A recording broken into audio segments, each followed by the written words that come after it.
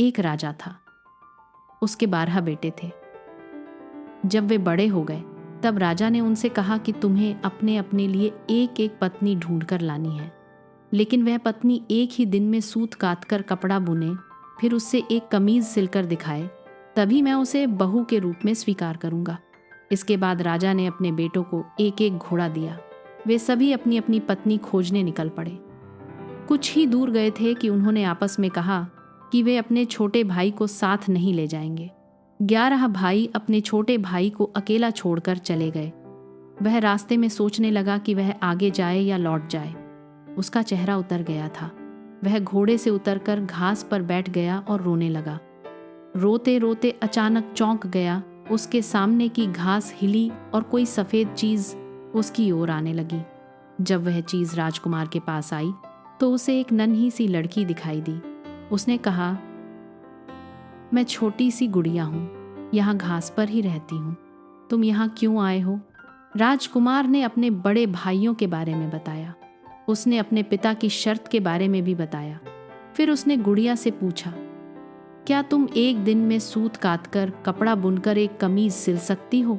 अगर यह कर दोगी तो मैं तुमसे शादी कर लूँगा।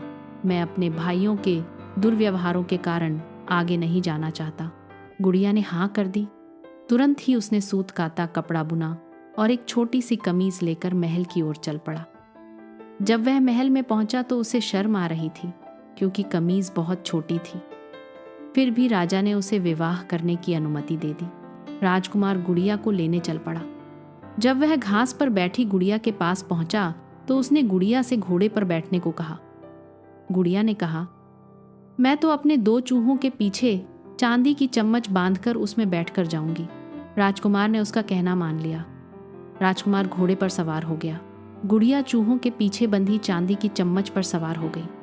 राजकुमार सड़क के एक ओर चलने लगा, क्योंकि उसे डर था कि कहीं उसके घोड़े का पांव गुड़िया के ऊपर न पड़ जाए। गुड़िया सड़क के जिस ओर चल रही थी उस ओर एक नदी बह रही थी। अचानक गुड़िया नदी में गिर गई, लेकिन जब वह नदी के अंदर से ऊपर आई तो राजकुमार के समान बड़ी हो गई थी। राजकुमार बहुत प्रसन्न हुआ। राजकुमार महल में पहुंचा तो उसके सभी बड़े भाई अपनी अपनी होने वाली पत्नियों के साथ वहां आ चुके थे। लेकिन उसके भाइयों की पत्नियों का न व्यवहार अच्छा था, न ही वे सुंदर थीं। जब उन्होंने अपने भाई की सुंदर पत्नी को देखा तो वे सभी जल भुन गए। राजा को पता चला कि बड़े पुत्रों ने छोटे राजकुमार के साथ दुर्व्यवहार किया है, तो उसने बड़े बेटों की खूब निंदा की।